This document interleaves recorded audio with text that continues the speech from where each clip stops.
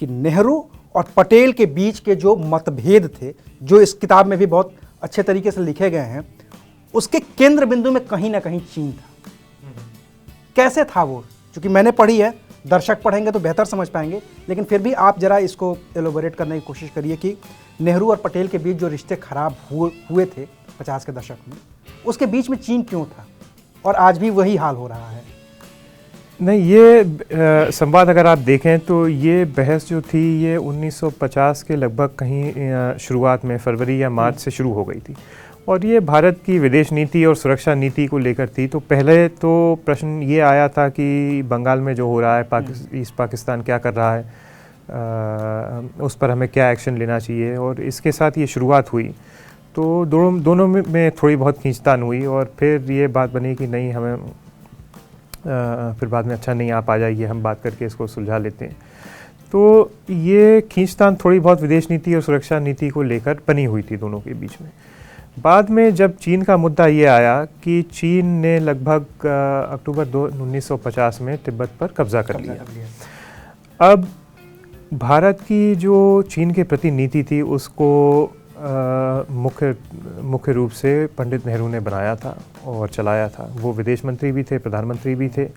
और विदेश नीति का एक दायरा उनने अपने लिए बांध के रखा था जिसमें किसी और का हस्तक्षेप ना के बराबर ही लगभग था। तो सरदार पटेल ने भी इसको माना था, उनको फ्री हैंड एक तरह से दिया था विदेश नीति में, लेकिन उनका कहना था कि अगर जहाँ तक अब उनको लगने लगा कि यहाँ कहीं ना कहीं देश की सुरक्षा के लिए इससे खतरा उत्पन्न हो सकता है। और ऐसा पटेल को अकेले नहीं लगता था, ऐसे कई मंत्री थे, राजगोपालचारी थे, अंबेडकर थे, कुछ हद तक श्याम प्रसाद मुखर्जी भी पहले थे इस्तीफ़ा देने से पहले, जो देश की विदेश नीति और सुरक्षा नीति की दिशा से खुश नहीं थे। तो जब तिब्बत पर कब्ज़ा हो गया चीन का, तो पटेल ने एक पत्र 7 नवंबर 1950 को नेहरू को लिखा, और ये बड़ा मशहूर पत्र है। जब भी इस तरह का कोई मुद्दा सामने आता है तो हर अखबार में, हर टीवी चैनल में इस पत्र का जिक्र होता है कि उन्होंने लिखा कि भारत की जो डिप्लोमेसी पर उन्होंने निशाना साधा, किस तरह से भारत एक तरह से अपने आप को चीन का प्रवक्ता बना चुका था, इस पर निशाना साधा। और फिर उन्होंने कहा कि अगर हमें अपनी सुरक्षा करने के लिए, उन्होंने बिंदुवार लिखा कि बॉर्डर मैनेजमेंट सुधारना पड़ेगा, ये कई तरह के ऐसे बिंदु थे। फिर उन्होंने नीचे आकर ये प्रश्न किया कि अगर हम ये करते हैं तो ये हमें अपने आप ही स्वाभाविक तरीके से एक ऐसी जगह ले जाता है जहाँ हमें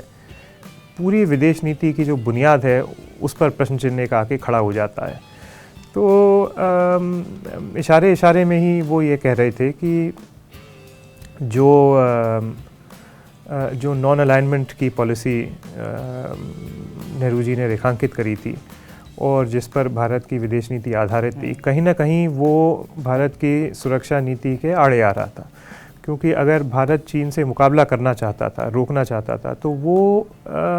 उस समय जो कैपेबिलिटी थी, चाहे वो मिलिट्री कैपेबिलिटी माने, इकोनॉमिक कैपेबिलिटी माने,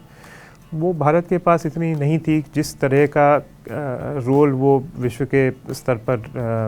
अदा करना चाहता था। जंग के हालात में तो नहीं जी, था, और जंग के हालात में भी नहीं था। तो अब इस पर प्रश्न चिन्ह एक आके खड़ा हो जाता है। और जो उस समय के अमेरिकी राजदूत थे लॉय हेंडरसन और कई और जो लोग थे, उनका ये मानना था कि ये अब 7 नवंबर का जो पत्र था, ये दरअसल एक तरह की तैयारी थी कि आगे 21 नवंबर को कैबिनेट की बैठक होने जा रही थी और उस पर इसी प्रश्न को लेकर पटेल और नेहरू का आमना सामना होना था। तो कई लोग मानते हैं, और जो अमेरिकन एम्बेसी के दस्तावेज हैं उनकी रिपोर्ट हैं और जिसका इसमें हवाला भी दिया गया है, तो उनकी राय यही थी कि उनको लग रहा था कि इस इशू पर सरदार पटेल थोड़ा बढ़ चढ़ कर आगे बोलेंगे, फोर्स करेंगे इशू को, और कहीं ना कहीं भारत की विदेश नीति में एक यू टर्न आने वाला है। और फिर पटेल की तबीयत ख़राब हो गई, उनकी मृत्यु हो गई। वो मीटिंग तो हुई लेकिन पटेल उसमें गैर मौजूदगी में हुई। और उससे हाँ नहीं, तो नेहरू ने वो नोट तैयार किया था पटेल के बिंदुवार पत्र का जवाब देते हुए अपनी बात कैबिनेट में पेश करने के लिए वो नोट तैयार किया गया था, क्योंकि उनको मालूम था कि ये बहस जो होनी है बड़ी तीखी होनी है।